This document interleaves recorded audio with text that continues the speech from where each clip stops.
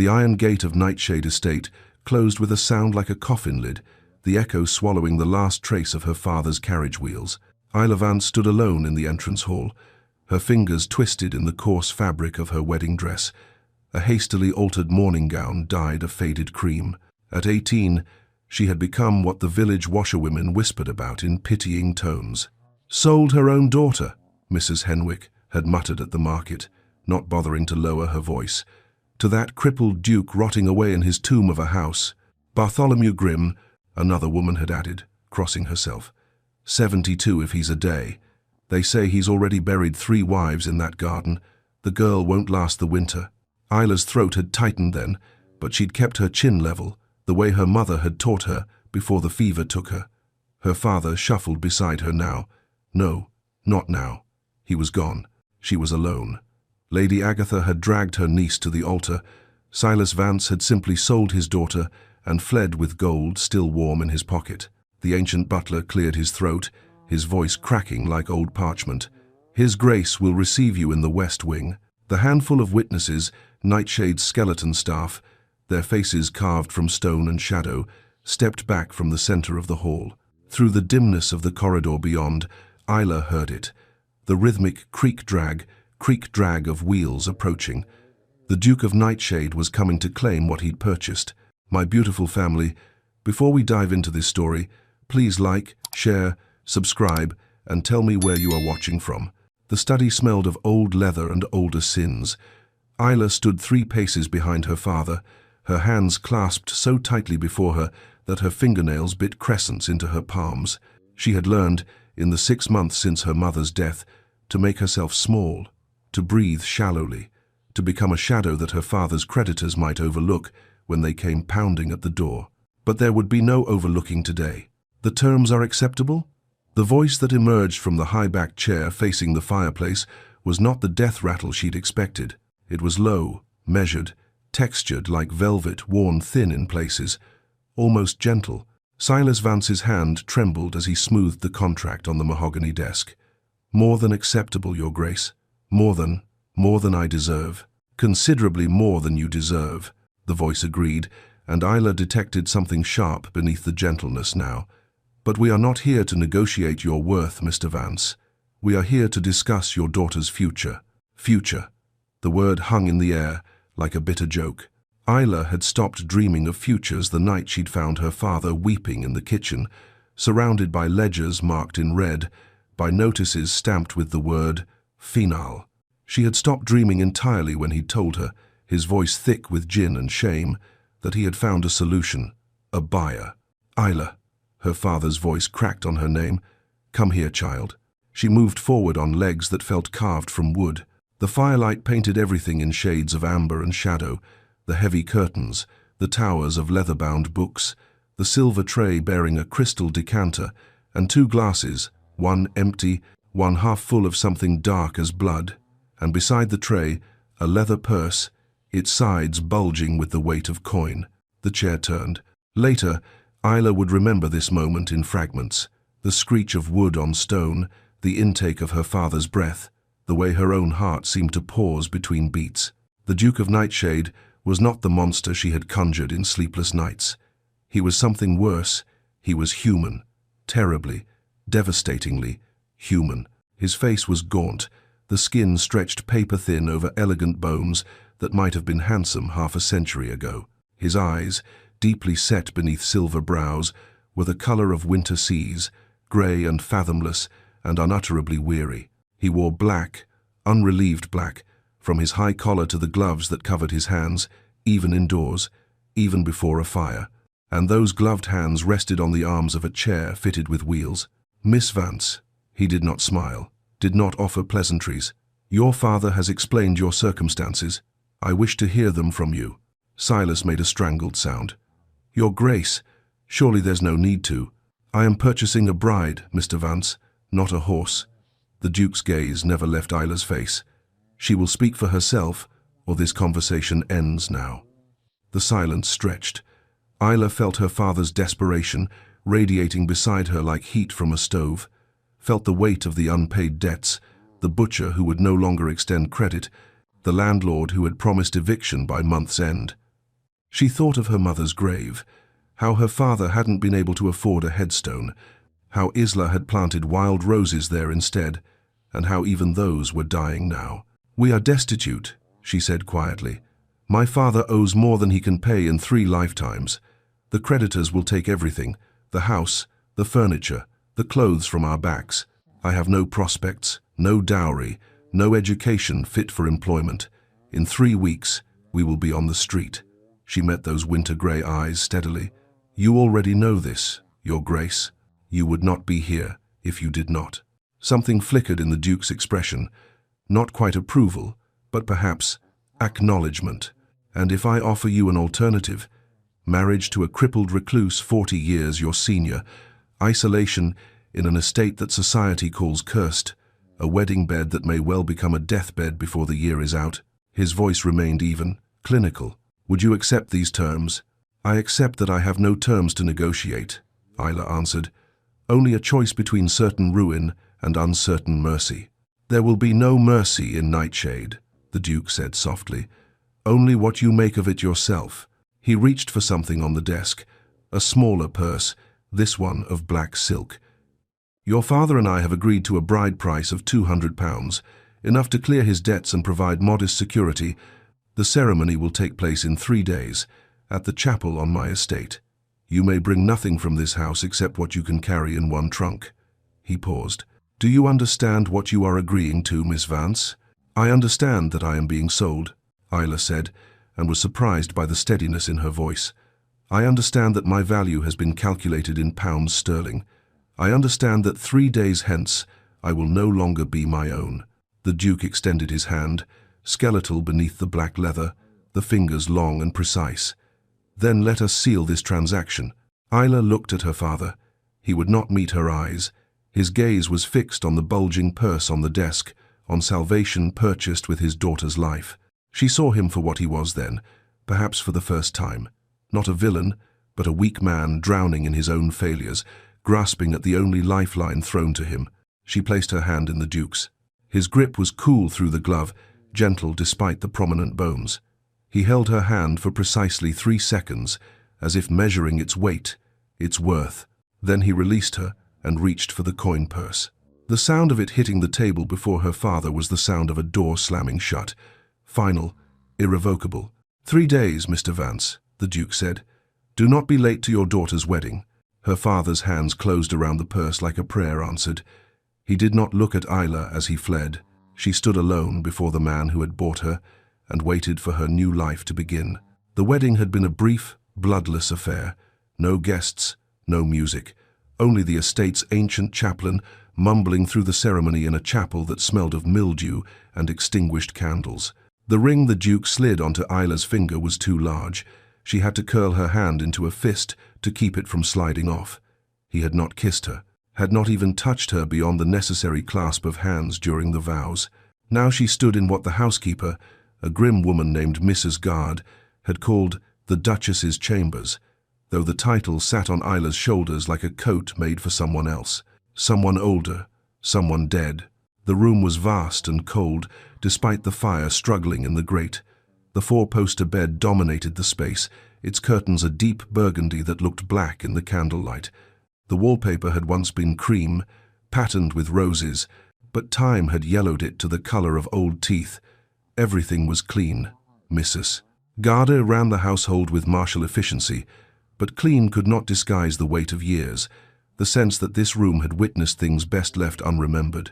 Isla had dismissed the housekeeper an hour ago, unable to bear the woman's pitying silence as she'd laid out a nightgown, white, virginal, obscene in its implications.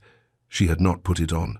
Instead, she stood fully dressed beside the window, watching the moon rise over the wild gardens, trying to calculate how many hours until dawn, until she could pretend this night had passed uneventfully.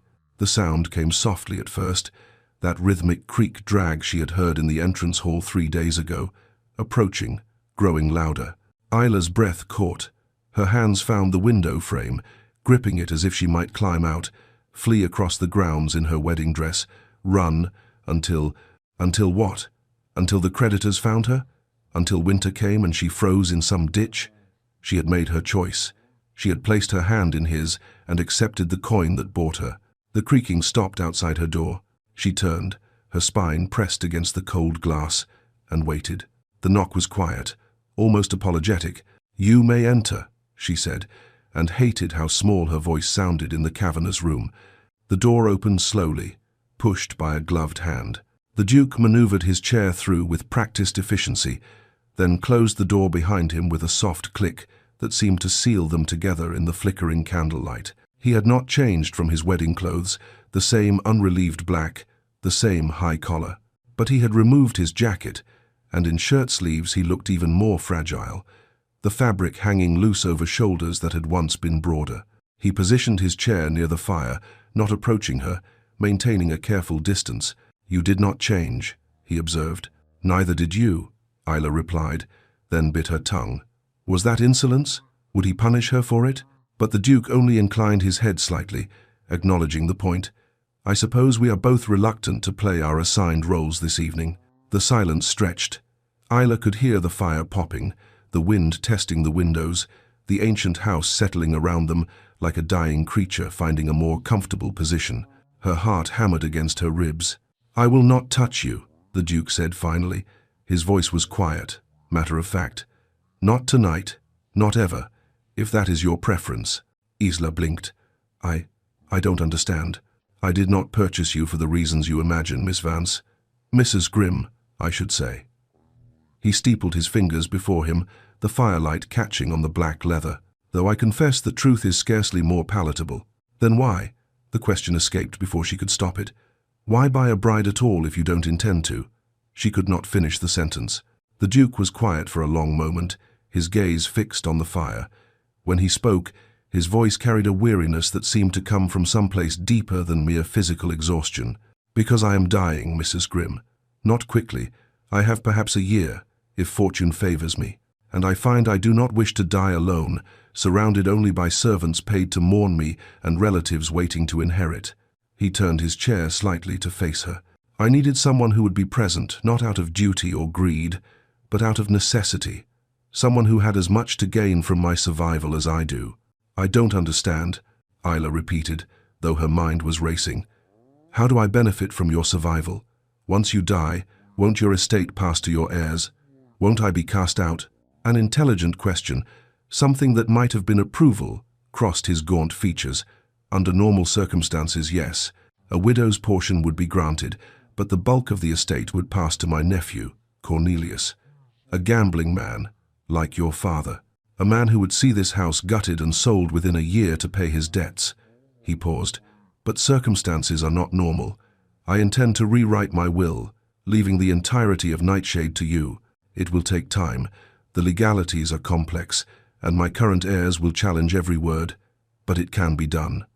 Isla's legs suddenly felt unsteady. She groped for the window seat behind her and sat down hard. "You would leave everything to a stranger? To a girl you've known for 3 days? I would leave everything to someone who has no reason to wish me dead, someone who, in fact, benefits more from keeping me alive as long as possible." The Duke's winter-grey eyes met hers. "You are the only thing in this house that isn't for sale, Mrs. Grimm. Not to my heirs, not to my creditors, not to anyone. You are the only person whose interests align with my own." He turned his chair toward the door, preparing to leave. "Wait." Isla rose from the window seat. "If this is true, if you truly mean to leave me, Nightshade, why tell me now? Why not keep me ignorant, compliant?" The Duke paused, his hand on the wheel of his chair. "Because I am buying your cooperation, not your affection. Because I need you to understand that your best chance of survival lies in keeping me alive, and because—" He hesitated, and for the first time, she heard something raw beneath his measured tone. "Because I am tired of lies. This house has been built on them, and I would have at least one honest thing in it before I die." He wheeled himself to the door, opened it, and paused on the threshold. "Sleep well, Mrs. Grimm. Tomorrow we begin the work of keeping me alive." Then he was gone, the sound of his wheels fading down the corridor, leaving Isla alone in the Duchess's chambers with a ring too large for her finger and a future she could not begin to comprehend.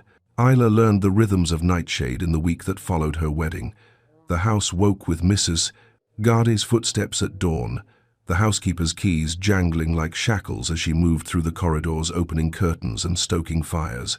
Breakfast was served at 8 in the small dining room, never the grand hall, which the Duke said was kept closed to save on heating costs. Tea at 4, supper at 7, taken in silence or near silence, the Duke occasionally offering observations about the estate's accounts or the weather. Isla responding with careful monosyllables. She existed in a strange limbo, not quite wife, not quite servant, not quite guest. The staff treated her with cautious deference, uncertain of her authority. The Duke treated her with distant courtesy, as one might treat a business partner whose company one neither sought nor avoided. And every evening at 9 o'clock, Mrs. Garde brought the Duke his medicine. Isla first witnessed the ritual on her third night at Nightshade.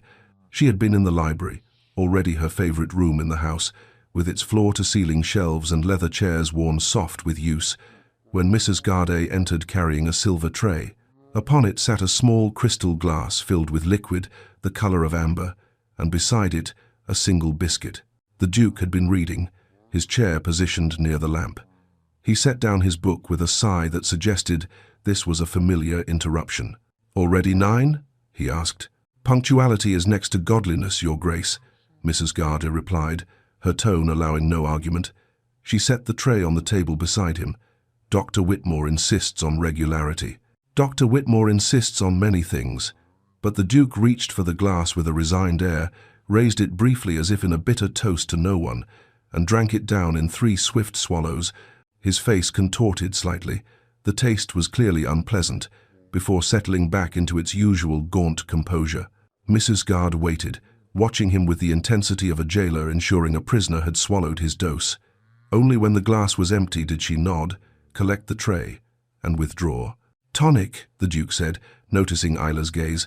"For the heart, or so I am told." He picked up his book again, but Isla noticed his hands trembled slightly as he turned the page. They had been steady before. She said nothing. It was not her place to comment on her husband's health. This man, who was a stranger, bound to her by law and necessity. But she noticed.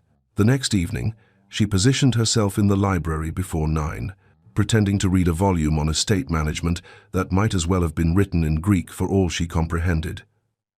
When Mrs. Garde entered with the tray, Isla watched more carefully. The Duke's hands were steady as he set down his book, steady as he reached for the glass. He drank, grimaced, set the glass down, and within moments, a fine tremor began in his fingers. She watched him try to pick up his book again, saw the pages flutter like moth wings before he gave up and set it aside. "Are you well, Your Grace?" she asked quietly. "Well enough." His voice was tight. "The medicine has side effects. They pass." But the trembling did not pass, not for another hour. Isla sat with her unread book and watched from beneath her lashes as the Duke gripped the arms of his chair, his knuckles white beneath the black gloves, waiting for his own body to obey him again. On the 5th night, she arrived at the library early and waited. When Mrs. Garde brought the tray, Isla rose from her chair. "Mrs. Garde," a moment. She tried to sound authoritative, the way she imagined a duchess might sound. "What precisely is in His Grace's tonic?" The housekeeper's expression could have frozen wine. "Dr. Whitmore's prescription, my lady. I could not say what specifics. I am no apothecary." "Who prepares it?" "The doctor's own pharmacy sends a fresh bottle each week." "Mrs.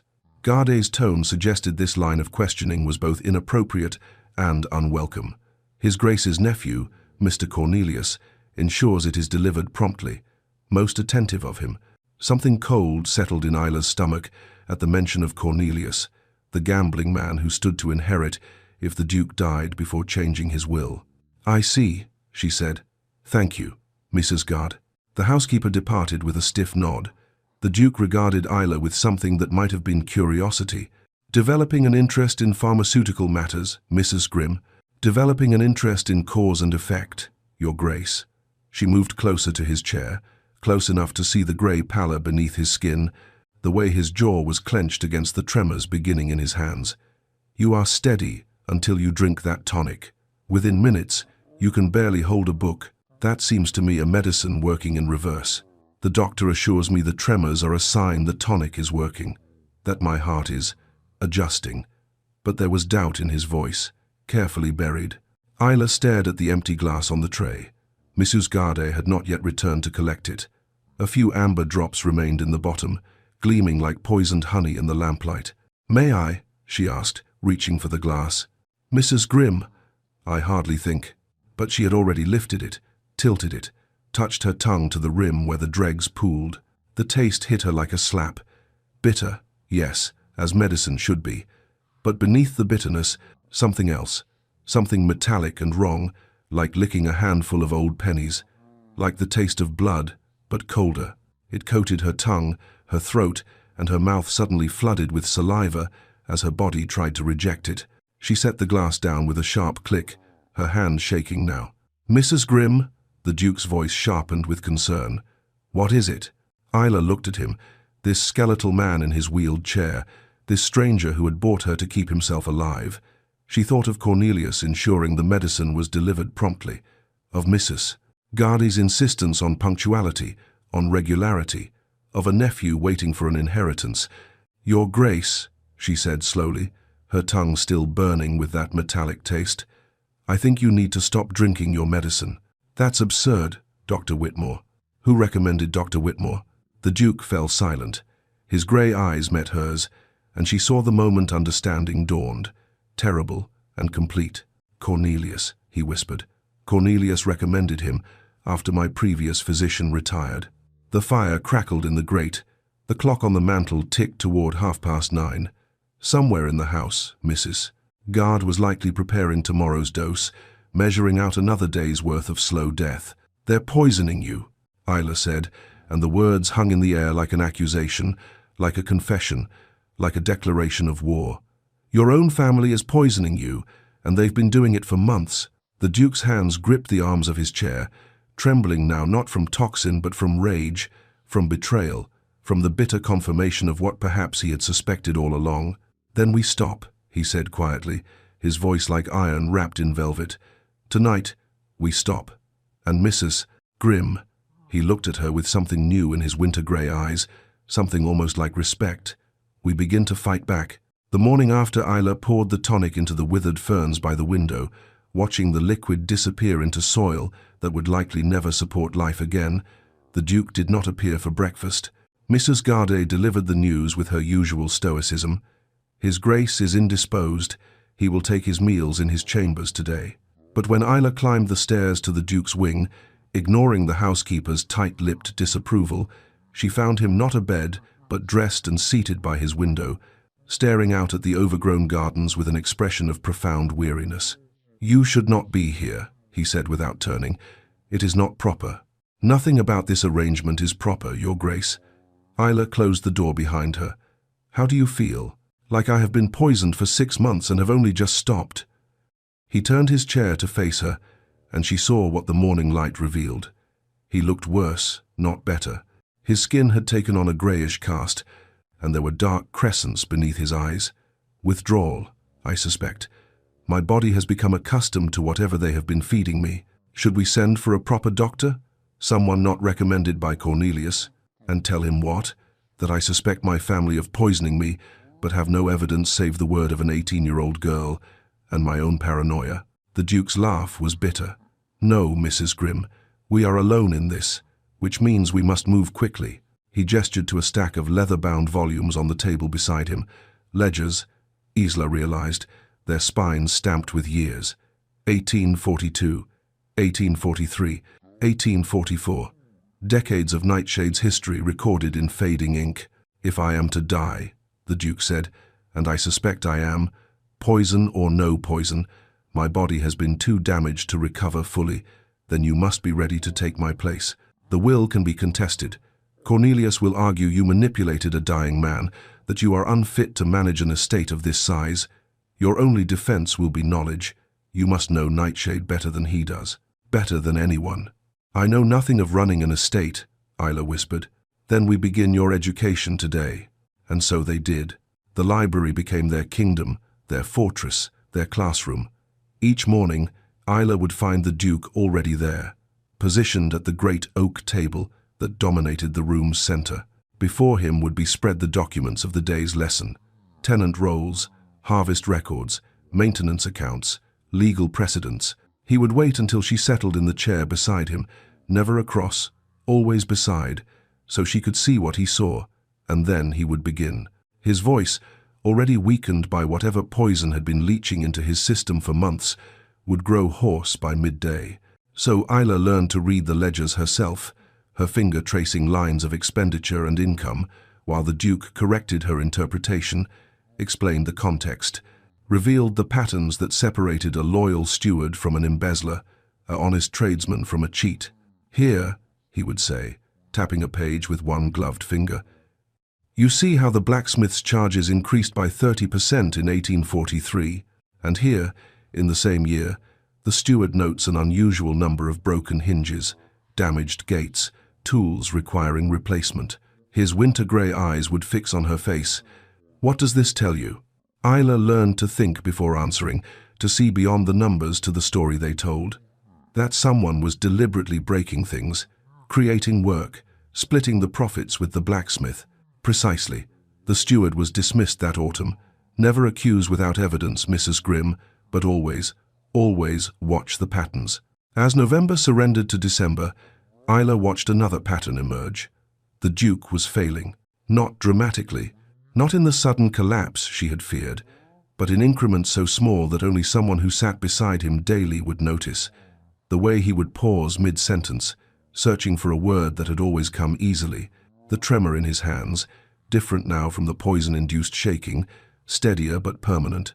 The afternoons when he would simply stop speaking and lean back in his chair, his eyes closed, gathering strength to continue. She became his hands when his own refused to cooperate, penning the letters he dictated to tenants and solicitors. She became his legs, climbing ladders to retrieve volumes from the highest shelves while he directed her from below. She became his memory when the fog descended, gently reminding him that they had already discussed the drainage project in the East Field, that the contract with the coal merchant had been settled last week. "Read it back to me," he would say after she had written some instruction or observation, and she would read in her clear voice what his hand could no longer steady itself to write. Sometimes he would nod, satisfied. Sometimes he would close his eyes and whisper, "Again, I want to hear it again." She understood, after a time, that he was not checking her accuracy. He was listening to his own thoughts, given voice by someone who would outlive him, making them real, making them permanent. The winter deepened. The library fire burned constantly now, but still the Duke wore his black coat indoors, still his fingers remained gloved. Isla brought him tea that he barely touched, brought him the biscuits Mrs. Garde baked that he would nibble and set aside. Food seemed to have become irrelevant to him, something his body no longer quite remembered how to want, but his mind remained sharp, honed by urgency. "The tenant leases," he said one grey afternoon in January, snow falling silently beyond the windows. "I have kept them short-term, renewable annually. Do you know why?" Isla considered. They had been studying the tenant arrangements for weeks now. "Control," she said finally. "A tenant on a year-by-year lease cannot afford to anger his landlord. He will pay on time, maintain the property, cause no trouble." "Yes, and what is wrong with that approach?" She paused. This was his method, not simply to teach her what he had done, but to make her question it, improve it, make it her own. "It breeds resentment," she said slowly. "No security, no incentive to make real improvements if they might be evicted at year's end. They will do the minimum to survive, nothing more." The Duke smiled, a rare, genuine expression that transformed his gaunt face into something almost warm. "You are ready," he said quietly. "Ready for what?" "To be better than I was." He reached across the table and covered her hand with his own, the black leather cool against her skin. "When I am gone, you must not simply preserve Nightshade as I kept it. You must make it something better, something worthy of the price you paid to inherit it." Isla's throat tightened. In the month since her wedding, this man had become something she had not anticipated. Not a husband, certainly. Not a father, her own had forfeited that right. But something else. A teacher, a co-conspirator. The only person in her life who had ever looked at her and seen not a burden or a commodity, but a mind worth sharpening, a potential worth cultivating. "I will," she promised. "I swear it." Outside, the snow continued to fall, burying the gardens in white silence. Inside the library, surrounded by centuries of Nightshade's history, a dying duke and an 18-year-old girl bent once more over their ledgers, racing against time to build a fortress of knowledge that even death could not breach. The letter arrived on a Friday in late February, delivered by a rider whose horse was too fine for a common messenger. Mrs.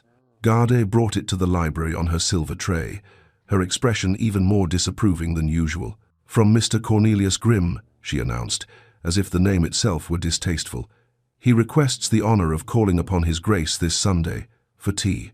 He brings his sister, Miss Prudence, and their cousin, Mr. Gerard Whitlock." The Duke took the letter with fingers that trembled only slightly now.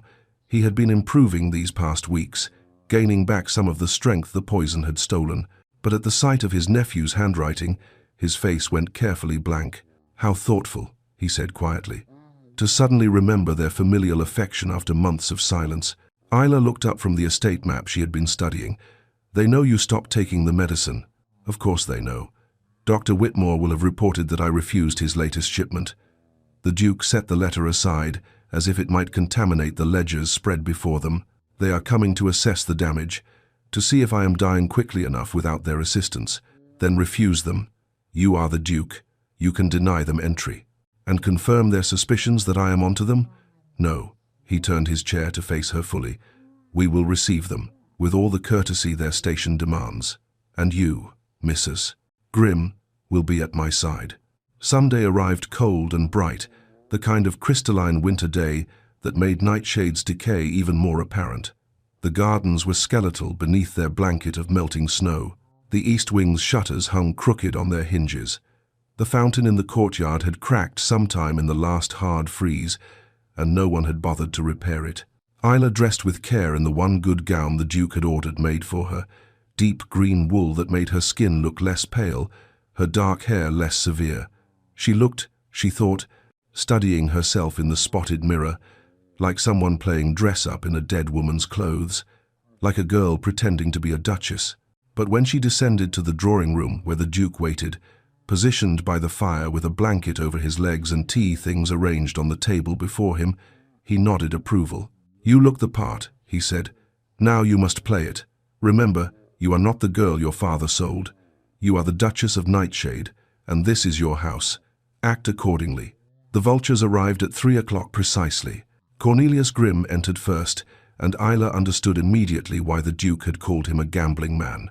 He had the look of someone who had lived too well for too long, flesh gone soft around the jawline, a slight paunch straining against his waistcoat, fingers adorned with rings that caught the light like promises of wealth.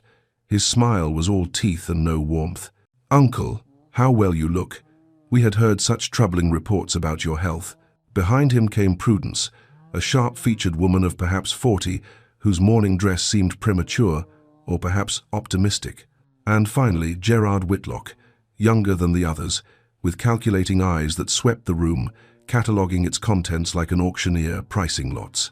"Family," the Duke said, not rising, could not rise. "How unexpected. May I present my wife, the Duchess of Nightshade?" The pause was infinitesimal but unmistakable. Isla saw Prudence's gaze rake over her, saw the dismissal in those cold eyes. "This girl? This child?" "Charmed," Cornelius said, executing a bow that managed to be both correct and mocking. "We had heard of the Duke's nuptials, of course, though the suddenness did cause some concern among the family." "I am capable of making my own decisions, Cornelius," the Duke said mildly. "Last I checked, I required no permission from my heirs to conduct my personal affairs." "Heirs presumptive," Gerard corrected smoothly, settling into a chair without invitation. "Nothing is certain in this world, is it, cousin?" Mrs. Garde entered with fresh tea, her face impassive as she poured. Isla accepted her cup and sipped it slowly, watching the visitors over the rim. They perched in their seats like carrion birds, eyes bright with anticipation, making polite conversation that fooled no one. "You do look better, Uncle," Prudence observed. "Dr. Whitmore mentioned you had discontinued his treatments. Most unwise, surely." I found his treatments were hastening my decline rather than preventing it, the Duke replied. I have decided to let nature take its course without assistance. Assistance, Cornelius repeated, and something flickered behind his jovial mask. What a curious choice of words. The conversation continued in this vein for another quarter hour, polite words concealing sharp edges, concern that felt like threat. Isla sat silent, as she had been instructed, watching, learning, until Gerard made his mistake. The estate must be a terrible burden for you, uncle, he said, gesturing vaguely at the room's faded elegance. All these crumbling buildings, the upkeep costs. Perhaps it would be wise to begin making arrangements. Transfer some of the management responsibilities to those of us who are younger, more able. His gaze slid to Isla with barely concealed contempt. Certainly your bride cannot be expected to understand the complexities of Nightshade. Something cold and bright crystallized in Isla's chest. She set down her teacup with a sharp click. The East Tenant cottages require re-roofing, she said clearly. Cost estimated at £43, to be completed before autumn. The drainage project in the lower fields is running over budget by 12% due to unexpected bedrock, but will increase yields by an estimated 20% within 2 years, making it a sound investment. The miller's lease is up for renewal in May. He will ask for reduction in rent citing the poor harvest, but his books show he is selling grain on the side at Ashford Market. We will offer renewal at current rates or advertise the position. The silence that followed was profound. Gerard's mouth had fallen slightly open.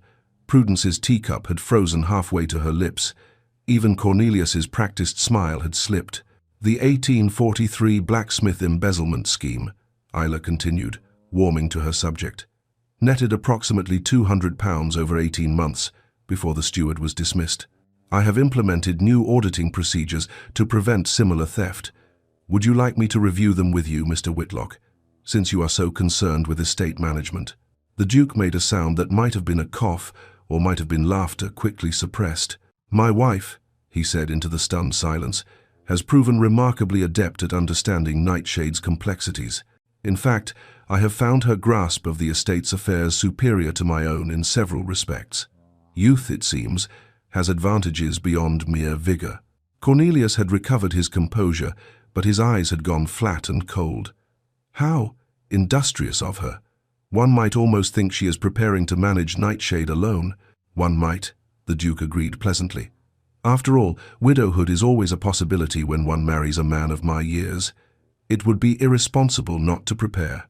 Widowhood comes with certain limitations, uncle. Prudence set down her cup with deliberate care.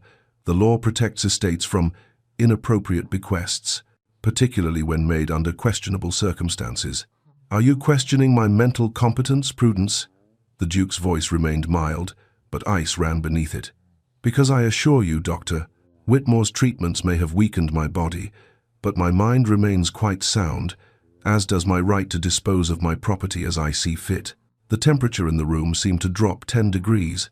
The visitors exchanged glances, quick, furtive, calculating. We simply wish to ensure, Cornelius said carefully, that you are not being influenced, that any decisions you make are truly your own. Isla felt the Duke's hand settle on her wrist, where it rested on the arm of her chair, a light touch, but deliberate. A statement. Mrs. Grimm, he said, has influenced me to stop drinking poison. For that alone, I am profoundly in her debt. What she may inherit from me, she will have earned through loyalty and intelligence, qualities I note have been in short supply among my blood relations these past months. The smile had completely vanished from Cornelius's face now. He rose, his movements sharp. I see we have overstayed our welcome. Come, Prudence, Gerard. Family is always welcome at Nightshade, the Duke said, though perhaps next time send word before coming. My wife and I keep quite busy with estate matters. They departed in a rustle of affronted dignity and barely suppressed fury. Through the drawing-room window, Isla watched their fine carriage pull away, churning mud from the drive. They will fight, she said quietly. They will fight with everything they have. Yes, the Duke agreed. He looked exhausted, the confrontation having drained what little color he had, but there was satisfaction in his voice. Let them. They have just learned that you are not some ignorant girl to be bullied or dismissed. That is a victory worth savoring. Isla turned from the window to find him watching her with something like pride in his winter-grey eyes. "You were magnificent," he said softly. "Fierce, my little lioness." And for the first time since her wedding day, Isla smiled. Spring came tentatively to Nightshade, as if uncertain of its welcome. The snowdrops pushed through the half-frozen earth in the south garden, and the ancient apple trees in the orchard began to show the first blush of buds. Isla had taken to walking the grounds each morning, mentally cataloguing what needed attention, so much needed attention, and planning the improvements she would make when the estate was truly hers, if it became truly hers, if the Duke lived long enough to finalize the will, if his body could hold out against the damage already done. The Duke had rallied somewhat since stopping the poison, but Isla had learned to read the signs that others might miss. The way he tired more easily as the days lengthened. The afternoons when he would sit in the library, staring at the same page for an hour, not reading, just resting his eyes on familiar words. The nights when she would hear the wheels of his chair in the corridor at odd hours, 2 in the morning, 4, and know that sleep had eluded him again. It was on one of those sleepless nights in early April that she found him in the ballroom. She had been wandering the house herself, restless with anxiety over the solicitor's latest letter. Cornelius was mounting a formal challenge, claiming undue influence, demanding a physician examine the Duke's mental faculties.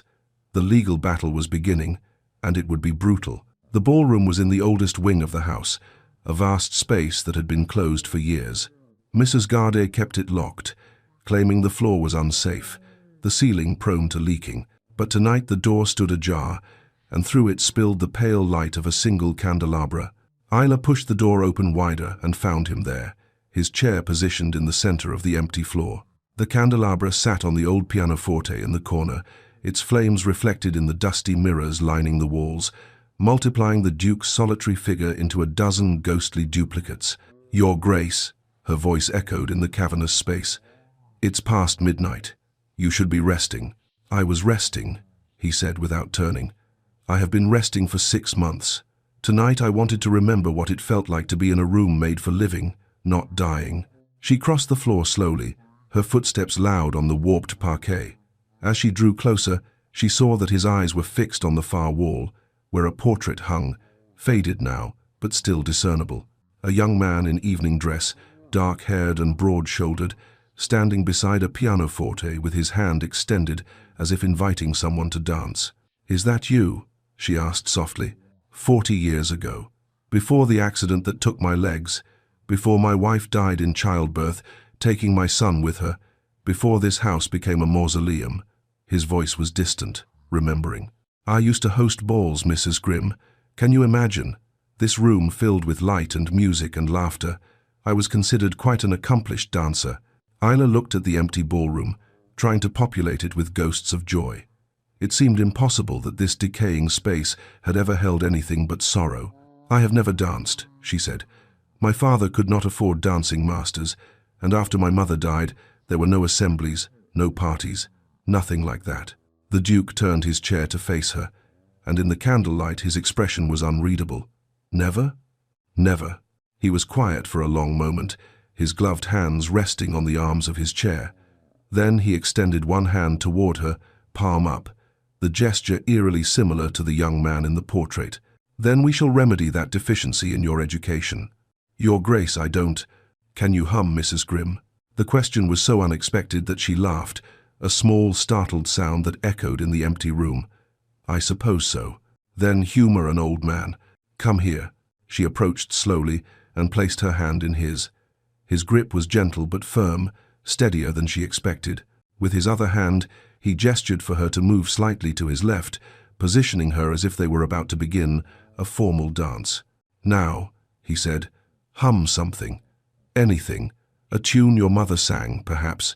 Isla's throat tightened at the mention of her mother, but after a moment she began to hum, a simple melody, one of the folk songs her mother had sung while working in the kitchen. The notes trembled at first, self-conscious in the vast space, then grew stronger. The Duke closed his eyes and began to sway, just slightly, his shoulders moving to the rhythm.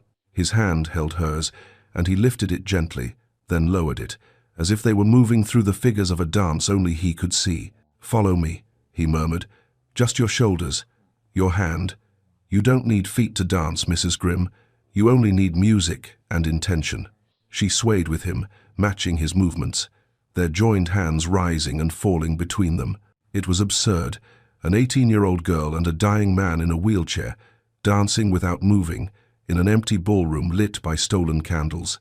But something in the moment transcended absurdity and became something else, something achingly beautiful.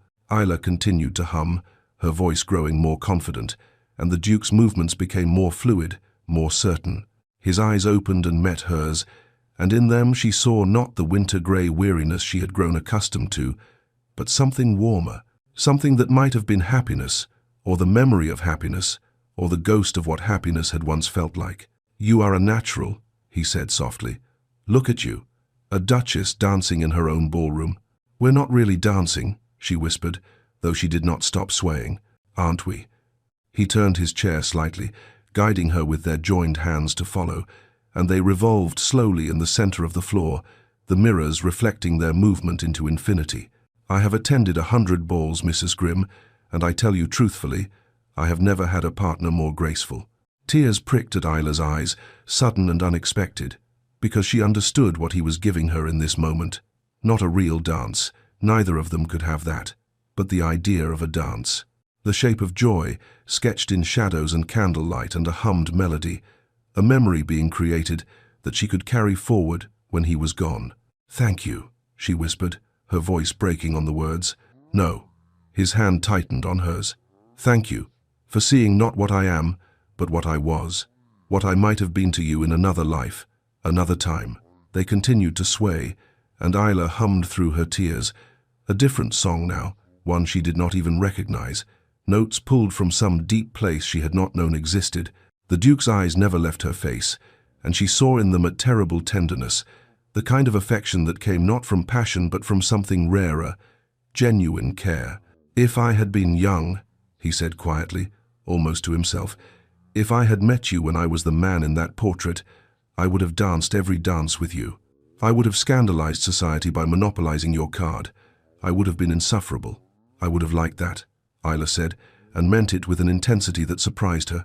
The melody faded, and their swaying slowed, then stopped, but he did not release her hand. They stayed there in the center of the ballroom, the candles burning low, the night deepening around them. "In another life," the Duke said finally, "you would have been my daughter, or my niece, someone I could have protected without scandal, loved without complication. In this life, you are my wife, my student, my co-conspirator, and if the law sees fit to make you my heir, you will be my legacy. But tonight, just for tonight, you are my final dance partner, and that is enough." He raised her hand to his lips and pressed a kiss to her knuckles through his glove, formal, paternal, achingly chaste. "Go to bed, Mrs. Grimm. Tomorrow we have correspondence with the solicitors, and you will need your wits about you." Isla nodded, not trusting her voice. She squeezed his hand once, then released it and turned toward the door. "Isla." She stopped. He had never used her given name before. "You have given me something I thought I had lost forever," he said to her, retreating back. "The ability to feel something other than bitterness. Whatever happens, whatever Cornelius and his vultures do, they cannot take that from me. You have already won." She fled before the tears could fall completely, her footsteps echoing through the empty corridors of nightshade. Behind her, she heard the slow creak-drag of his chair as he wheeled himself back to his chambers, humming softly, her mother's melody, imperfectly remembered, carrying through the darkness like a prayer. The solicitor arrived on a Tuesday in late May, when the gardens were finally showing signs of the transformation Isla had begun. Mr. Pemberton was an ancient man himself, nearly as old as the Duke, with ink-stained fingers and eyes sharp as broken glass behind his spectacles. He had served the Grimm family for 40 years and had, he informed them with dry precision, seen 3 dukes come and go. "I do not make a habit of encouraging family discord," he said as Mrs. Garde set tea before him in the library, "but I also do not make a habit of watching thieves inherit what they have tried to murder for." The Duke, positioned across from him with the morning light harsh on his gaunt features, nodded slowly. "You believe me, then, about the poisoning?"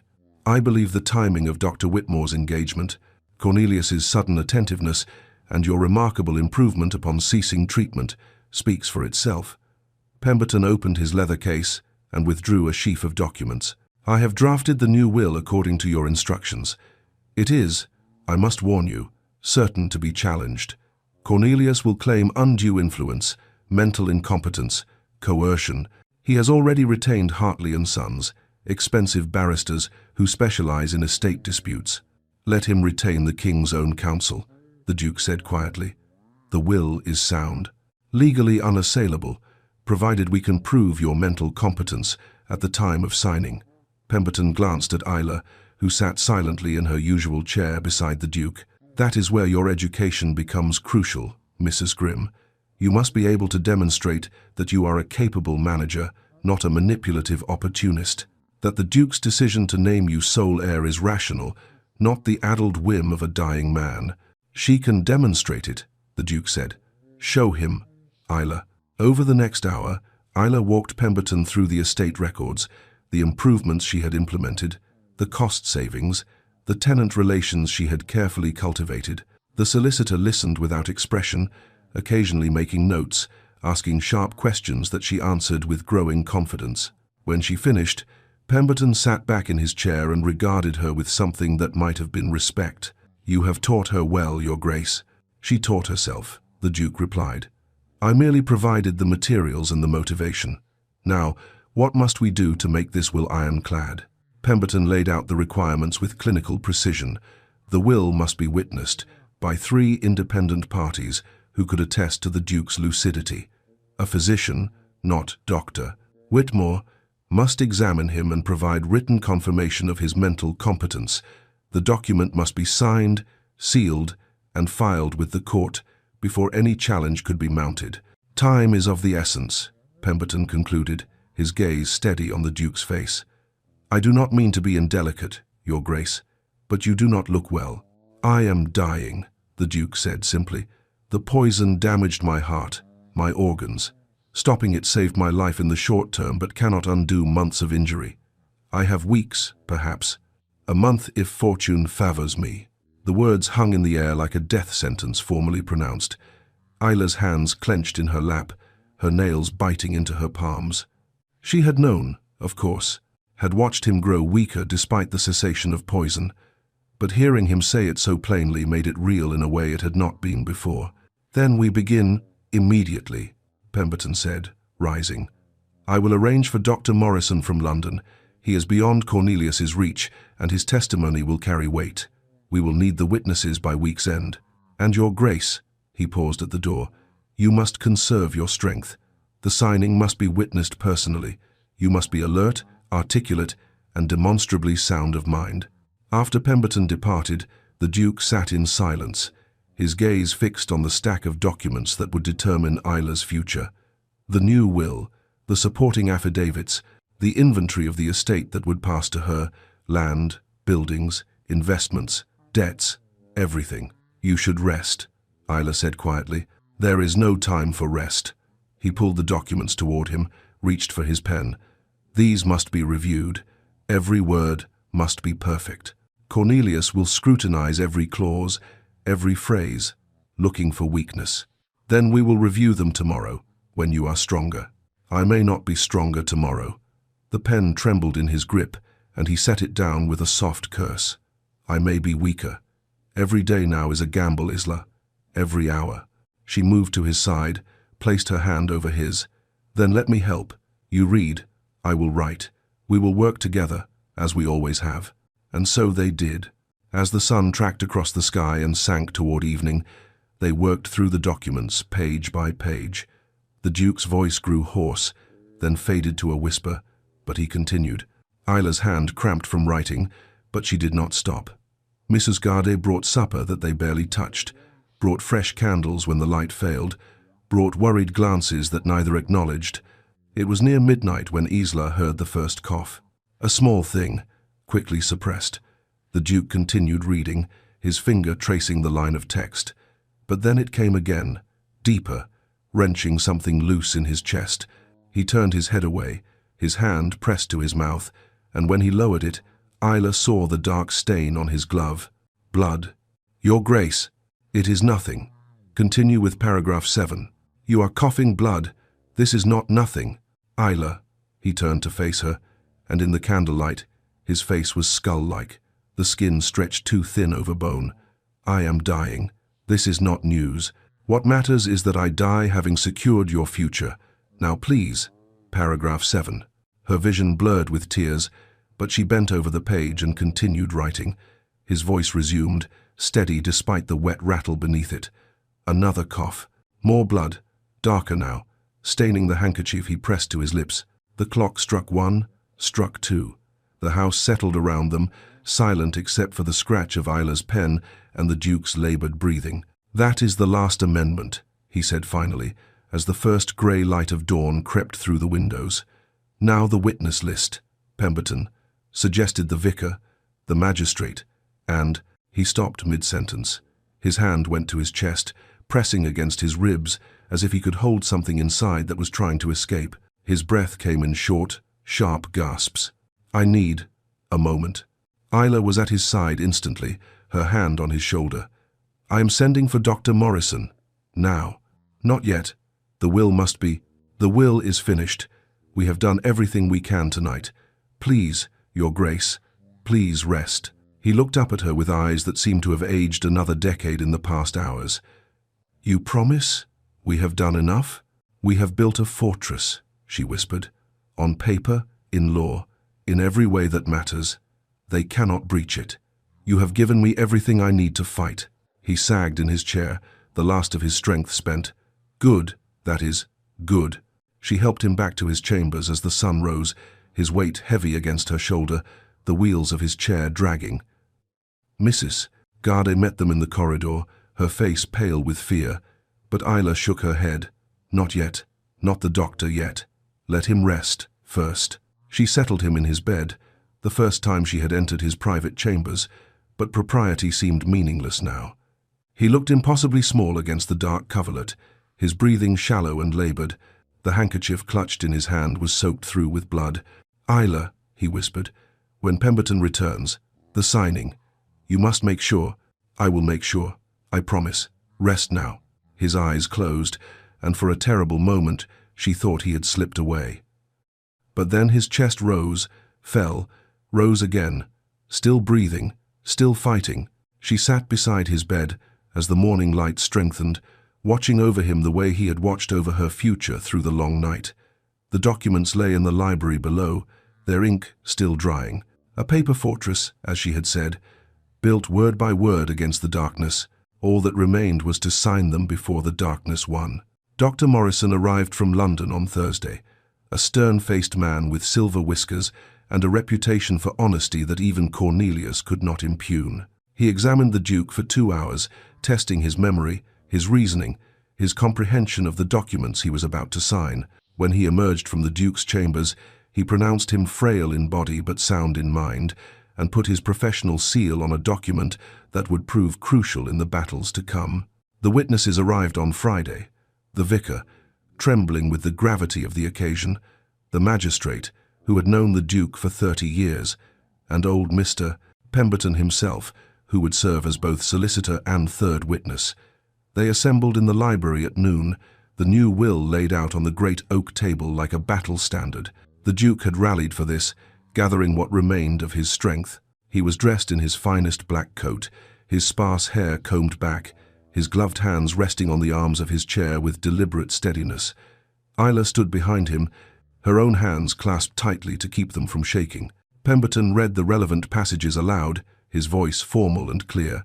I, Bartholomew Grimm, Duke of Nightshade, being of sound mind and body. A small ironic twist of the Duke's mouth at this. Do hereby bequeath the entirety of my estate, lands, holdings, and investments to my wife, Isla Grimm, Duchess of Nightshade, in recognition of her exceptional stewardship and devotion. The Duke reached for the pen. That was when the pounding began. The sound thundered through the house, fists on the front door, voices raised in demand. Mrs. Garde's footsteps hurried across the entrance hall, her voice raised in protest. Then other footsteps, heavy and numerous, forcing their way inside.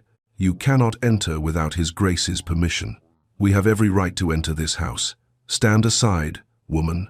Cornelius's voice, thick with fury and barely suppressed panic. The library door flew open.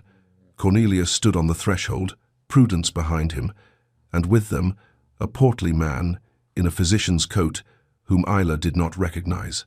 Behind them, two large men who had the look of hired muscle, there to intimidate, to enforce. "Uncle!" Cornelius strode into the room, his gaze sweeping over the assembled witnesses, the document on the table, his uncle's hand still reaching for the pen. "What travesty is this? A private legal proceeding," Pemberton said icily, rising from his chair. "To which you were not invited, Mr. Grimm." "Private? You call it private when this girl has clearly manipulated my uncle into disinheritance?" Cornelius gestured wildly at Isla. "She has isolated him, poisoned his mind against his own family." "I believe you are the expert on poisoning," the Duke said quietly, and the room fell silent. Cornelius's face went red, then white. "I will not stand here and be accused." "Then leave." The Duke's voice was soft but carried absolute authority. "You are not welcome in this house. I have brought Dr. Whitmore to examine you." Cornelius gestured to the portly man, who stepped forward with an oily smile. "To determine whether you are competent to make such decisions. Clearly you are not. The girl has addled your wits. I was examined this morning by Dr. Morrison of Harley Street." The Duke interrupted. "His findings are a matter of record. I am of sound mind. Your Dr. Whitmore's services are not required. Morrison can be fooled, bribed. Can I?" Dr. Morrison stepped forward from where he had been standing by the window. "That is a serious accusation, Mr. Grimm. I suggest you retract it before I feel compelled to defend my professional reputation in court." Cornelius sputtered, his carefully planned ambush unraveling. Prudence laid a hand on his arm, her sharp eyes calculating. "Uncle, please, we are only concerned for your welfare. This girl is clearly unsuitable. She has no breeding, no education. She has more intelligence in her little finger than the lot of you combined," the Duke said, and for the first time since they had entered, he smiled, a thin, terrible expression. "She discovered your poison. Did you know that? Tasted it herself to confirm what I suspected. She saved my life while you were counting the days until my funeral." "Lies," Cornelius hissed. "The ravings of an addled mind. Do you know what arsenic tastes like, Cornelius?"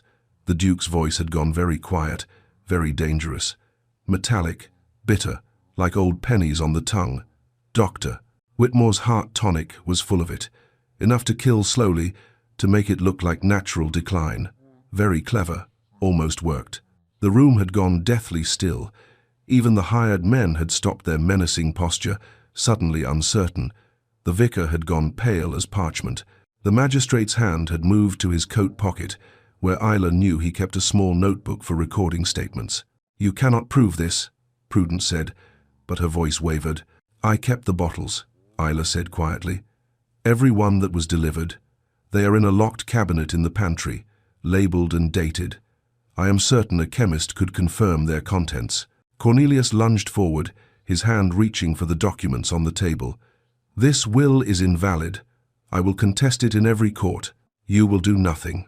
The voice was different, stronger, and it came from above. The Duke was standing. Isla's heart stopped. He should not, could not. His legs had not borne weight in years. His body was too damaged, too weak. But his hands were locked on the arms of his chair, his legs trembling beneath him but holding, his back straight as the soldier he had once been. Every eye in the room fixed on him. Cornelius stepped backward, his face slack with shock. Prudence made a small, frightened sound. "You thought me helpless," the Duke said, his voice shaking but clear. "Thought me weak. Thought you could murder me by inches and claim what was mine as if you had earned it." He released one hand from the chair, held it out steady, perfectly steady, toward Isla. "This woman earned it. She kept me alive. She learned this estate. She became what none of you ever were, worthy." The hand trembled now, the effort too much. But Isla was there, moving swiftly to his side, letting him grip her shoulder for support. "I am Bartholomew Grimm," he continued, his voice resonating through the library. "Duke of Nightshade. I am of sound mind and body enough to stand before witnesses and declare my will. I disinherit you, Cornelius. You, Prudence. You, Gerard. Wherever you are skulking, Everything I have goes to Isla, every acre, every stone, every penny, and if you contest this, I have instructed Mr. Pemberton to pursue criminal charges for attempted murder." "You would not dare," Cornelius whispered. "I am dying anyway," the Duke said simply. "What have I to lose? But you have everything to lose. Your reputation, your freedom. Choose wisely." The silence stretched. Cornelius's face worked through a dozen emotions: rage, fear, calculation. Finally, he stepped back toward the door. "This is not over," he said. "Oh, but it is." The Duke's legs buckled, and Isla lowered him gently back into his chair. "You have lost. You simply have not accepted it yet. Now get out of my house." Cornelius fled. Prudence followed. Dr. Whitmore scurried after them like a rat abandoning a sinking ship. The hired men exchanged glances and left without a word. The door slammed. The house fell silent. The Duke sat gasping in his chair, his face grey, his entire body shaking from the effort of those few moments standing. But his eyes were bright with triumph. "Your Grace," Dr. Morrison said urgently, moving to his side. "You should not have." "I know." The Duke waved him away weakly. "But I needed them to see. Needed them to understand that I chose this, that Isla earned this." He looked up at Pemberton. "The will. Now, before I lose consciousness." Pemberton placed the pen in his hand. The Duke's signature was shaky, the letters barely legible, but he completed it. The 3 witnesses signed below. Pemberton applied his seal, the hot wax dripping like blood onto the parchment. "It is done," he said quietly. "Legal and binding. Witnessed and sealed." The Duke slumped in his chair, the pen falling from his nerveless fingers. Isla caught it before it could roll to the floor. "Did we win?" he whispered. She knelt beside his chair, taking his cold hand in both of hers. "We won." "Good." His eyes closed. "Good." Dr. Morrison was already moving, calling for Mrs. Garde, for blankets, for his medical bag. But Isla stayed kneeling, holding the hand of the man who had just given her the world, and watched as the cost of his final defiance settled over him like a shroud. The Duke did not wake on Saturday. Dr. Morrison moved into one of the guest chambers, maintaining a vigil that he said was medical necessity, but Isla knew was kindness. The Duke's breathing had become labored, wet-sounding, each breath a struggle won and lost. His eyes remained closed, his face peaceful in a way it had not been in months, as if, having secured Isla's future, he had finally given himself permission to let go. Isla sat beside his bed through the day and into the night, leaving only when Mrs. Garde physically removed her, insisting she eat something, rest for an hour. But she could not rest, could not eat, could only sit in the drawing room staring at nothing, waiting for the inevitable. Sunday dawned clear and warm, the kind of perfect June morning that mocked the darkness within Nightshade's walls. Isla was dozing in the chair beside the Duke's bed when she heard it, a soft sound, almost like her name. Her eyes flew open. The Duke's were open too, grey as winter seas, focused on her face with an clarity that had been absent for days. "Isla," he whispered again. "I am here." She took his hand, careful of how fragile it felt, bird bones wrapped in paper skin. "I am here, Your Grace." "Not Your Grace." A faint smile. "Not anymore. Just Bartholomew. Just an old man who is very tired. Then rest. You have earned it." "Not yet." He tried to sit up, failed, his breath coming in short gasps. "Outside, please. I want to see the garden. One last time." "You should not be moved." "I am dying, Isla. What harm can it do?" His grip on her hand tightened with surprising strength. "Please, I have lived too long in darkness. Let me die in the light." She found Dr. Morrison in the hallway, told him what the Duke wanted. The physician hesitated, then nodded slowly. "If it brings him comfort. He has hours at most, perhaps less." Together they moved him to his chair. He weighed almost nothing now, as if death had already claimed the substance of him and left only the shell. Isla wrapped him in blankets despite the warmth of the day, tucked them around his wasted frame. He bore it all with patient silence, conserving his strength for what was to come. She wheeled him through the quiet house, through the corridors he had traveled for decades, out through the French doors that opened onto the south garden. The garden she had been tending these past months, coaxing back to life from the wilderness it had become. The roses were blooming. She had not known they would be, had thought them too damaged, too long neglected, but somehow they had survived, and now they covered the old trellises in clouds of white and pink and deep crimson. Their scent filled the air, sweet and heavy, almost overwhelming. The Duke drew in a breath, deep, despite the pain it caused, and something in his expression softened. "I had forgotten," he whispered, "how beautiful it could be. My wife planted these, Elizabeth. She died in the spring, when they were just budding. I could not bear to look at them after. Let them run wild." "They remember her," Isla said softly. "Even after all these years, they bloom for her." She wheeled him along the gravel path to the stone bench beneath the largest rose arbor. The morning sun filtered through the flowers, dappling everything in pink-gold light. Somewhere a bird was singing. The fountain, which Isla had had repaired last month, burbled softly. "Here," the Duke said. "Stop here." Isla set the chair's brake and moved to sit on the bench beside him. For a long moment, they sat in silence, listening to the garden wake around them. A bee droned past, heavy with pollen. The roses nodded in a breeze too gentle to feel. "I should apologize," the Duke said finally. "For what?" "For buying you, for treating you as a commodity, a solution to my problem." His breath rattled. "You deserved better than to be sold by your father and purchased by a dying man.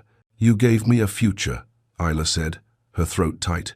"You gave me knowledge, purpose, security. You gave me more than anyone else in my life ever did. I gave you burdens, an estate in decline, a legal battle that will consume years, enemies who will never stop whispering that you manipulated a weak old man." He turned his head to look at her, and his eyes were wet. "I gave you everything I had, and it is both too much and not enough." "It is everything," she whispered. "It is the world." A tear tracked down his gaunt cheek, catching the light. "I wanted to do more, wanted time to see you settled, see you happy. Wanted to walk you down an aisle to a young man who deserved you, to hold grandchildren who would have your eyes and your fierce spirit." His voice broke. "I wanted to be your father, Isla, and I had only months when I needed years." She was crying now too, tears falling hot and fast. "You were more of a father to me in these months than mine ever was in 18 years. Then I die content." He reached for her hand, held it between both of his own. "Listen to me now. When I am gone, Cornelius will try again. He will challenge the will, spread poison about your character. Society will be cruel, but you are stronger than all of them. You know Nightshade. You know its people, its land, its heart. Trust that knowledge. Trust yourself." "I will. I promise." "And Isla," his grip tightened, "live. Not just survive, but live. Restore this house. Fill it with light and laughter and life. Find love if it comes to you. Have children. Make Nightshade what it was meant to be. A home, not a tomb. Promise me." "I promise." The words came out choked, broken. "Good." He released her hand and leaned back in his chair, his eyes drifting closed. "Good." They sat in silence as the sun climbed higher. The Duke's breathing grew shallower, more labored. Isla held his hand and waited, her tears falling onto the blanket covering his lap. "Isla," he whispered, so softly she almost missed it. "I am here. I did not buy a wife." Each word was an effort, pulled from some deep reserve of will. "I found a daughter. I found a reason to say goodbye." His hand went slack in hers. His chest rose once more, fell, and did not rise again. The birdsong continued. The roses nodded in their eternal dance. The fountain burbled on, indifferent to the passing of the man who had built it for a wife who had died too young. Isla sat with him as the sun moved across the sky, holding his cooling hand, surrounded by the roses that remembered love and loss and the strange, terrible beauty of both. She did not weep anymore. Her tears had run dry. She simply sat, bearing witness to the end of a man who had saved her by purchasing her, who had loved her by teaching her, who had freed her by dying. When Dr. Morrison found them an hour later, he stood at a respectful distance, waiting. Finally, Isla rose. She bent and kissed the Duke's forehead, the first and last time she had done so.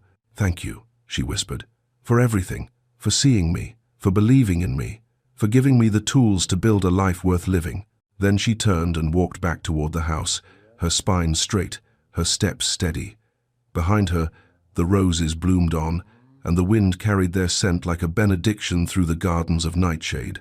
The Duke of Nightshade was dead. The Duchess of Nightshade had just been born. Dear family, if your heart broke alongside mine in that garden, pause with me now. Let us honor the Duke with a moment of silence. A man who bought a life and gave it meaning, who found a daughter in his final season, who proved that love needs neither passion nor years, only truth. Rest now, Bartholomew. Your work is done. A moment of silence for the Duke before we continue with the rest of the story.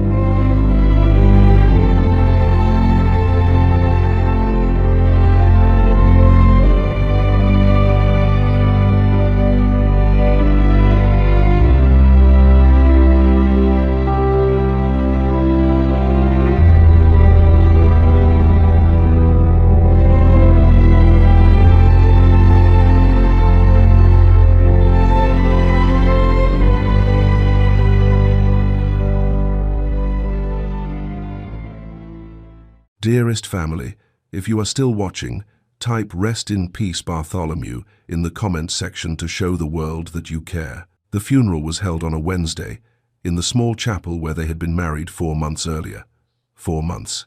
It seemed impossible that her entire life had changed in the span of a single season, that she had gone from her father's discarded daughter to the Duchess of Nightshade, sole heir to an estate that sprawled across 3 counties. The chapel was full. Not with mourners who had loved the Duke, but with the curious, the calculating, the concerned.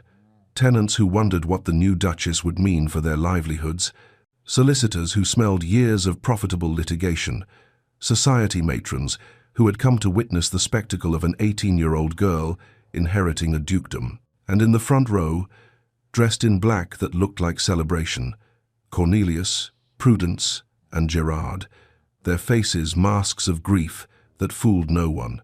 Isla sat alone in the family pew, her mourning dress severe and unadorned, her veil thick enough to hide the fact that her eyes were dry. She had cried all her tears in the garden. Now there was only the cold, clear certainty of what must come next. The vicar spoke of the Duke's dignity, his service to the estate, his tragic decline.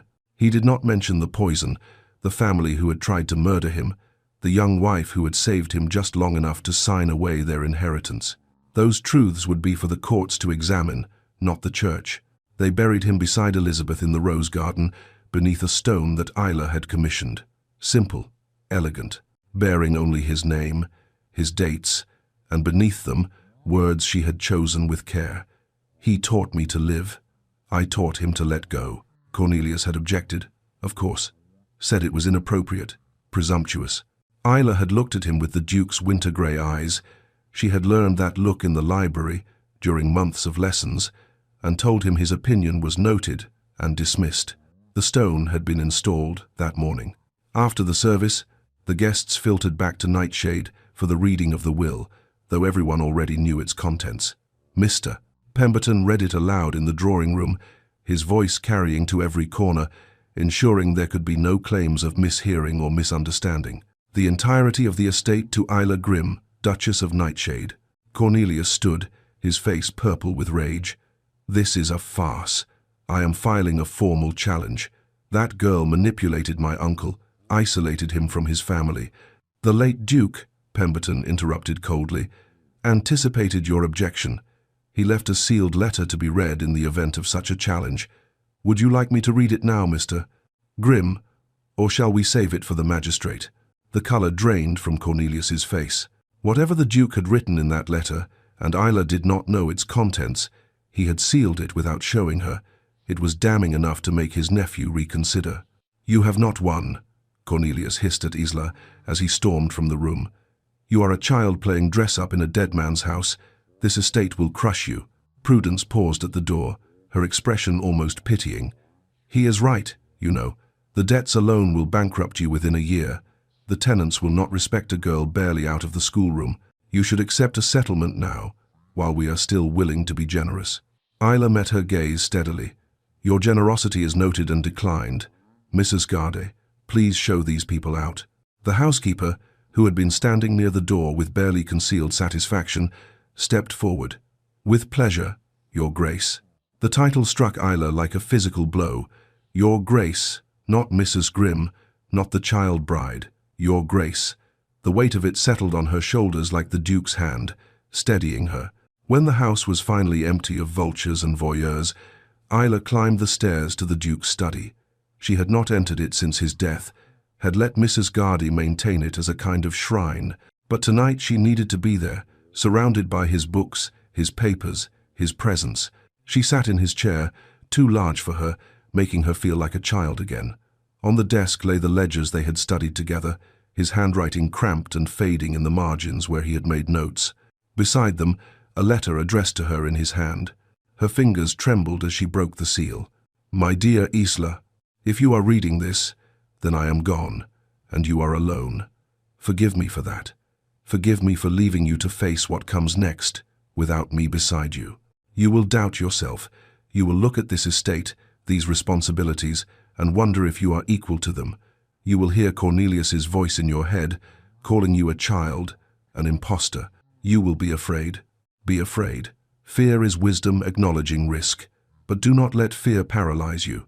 You know Nightshade now. You know its people, its land, its rhythms. You know which tenants are honest and which are thieves. You know where the money flows and where it pools. You know more than I did at twice your age, because you learned it with the desperate focus of someone who had everything to lose. Trust that knowledge. Trust the strength that let you taste poison to save a stranger. Trust the mercy that made you tend a dying man's garden when you could have abandoned him to his fate. And know this, I was proud to call you my wife, my student, my heir. But more than any of that, I was proud to call you my daughter in all but name. You were the last and best thing in my life, Isla. Do not mourn me over long. Live. With love and faith, Bartholomew.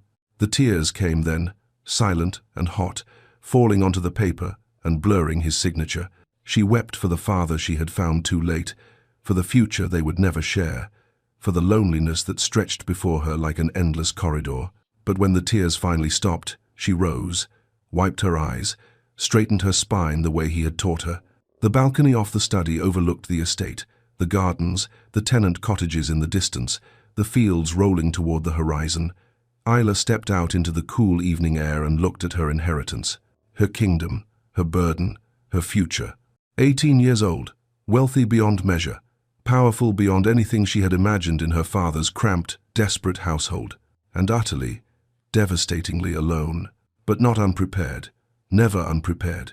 She thought of the Duke's lessons, his patience, his careful instruction in everything from tenant management to contract negotiation, thought of the midnight hours in the library, his voice growing hoarse as he pushed himself to teach her one more thing, prepare her for one more challenge, thought of his last words in the garden, I found a daughter. I found a reason to say goodbye. I will make you proud, she whispered to the wind, to the roses blooming below, to the grave that held the only person who had ever truly seen her. I will rule with the mercy you taught me. I will make Nightshade flourish. I will be worthy of what you gave me. The estate stretched before her in the gathering dusk, full of promise and peril, of opportunity and obligation. Somewhere in the tenant cottages, families were sitting down to supper. Somewhere in the fields, the crops were growing, needing care. Somewhere in the accounts, there were problems to solve, decisions to make, futures to secure, and she would face all of it, alone but not unarmed, grieving but not broken. The Duchess of Nightshade turned from the balcony and walked back into the study. There was work to be done, tenants to meet with tomorrow, contracts to review, a legal challenge to prepare for, an estate to save. She lit the lamp on the Duke's desk, her desk now, and pulled the first ledger toward her. Outside, night fell over Nightshade. Inside, a young duchess bent over her work, her shadow stretching long across the floor, and began the task of building a legacy worthy of the man who had bought her freedom with his fortune and taught her to rule with his dying breath. In the garden, the roses bloomed on, keeping their vigil over the graves of those who had loved and lost and found. In the end, a strange redemption in the shadow of death. And in the library of Nightshade, surrounded by books and ledgers and the lingering scent of old leather and older memories, Isla Grimm began her reign. My sweet family, the Duke gave Isla everything in 4 months, his knowledge, his estate, his last breath in a garden of roses. But Cornelius isn't finished. The creditors are circling, and Nightshade is bleeding money the Duke never told her about. You've been with Isla through the poison, the lessons, the devastating goodbye. You were there when he called her his daughter. And now please prove to me that these stories matter to you. Subscribe if you haven't. Like and share this video. Someone out there needs it. At the end of this video, you'll see a suggestion for another powerful story from our channel. Click it and let yourself be surprised by even more unforgettable emotions. With love, the Victorian Royal Stories team.